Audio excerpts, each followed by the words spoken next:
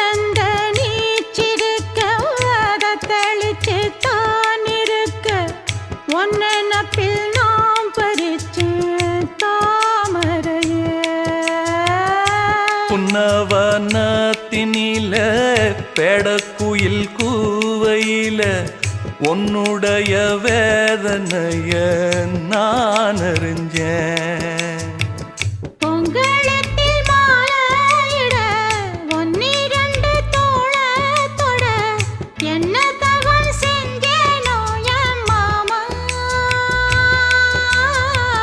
வண்ணக்கிளி கையத்தொட சின்ன சின்ன கோலமிட உள்ளம் மட்டும் வழியே நானே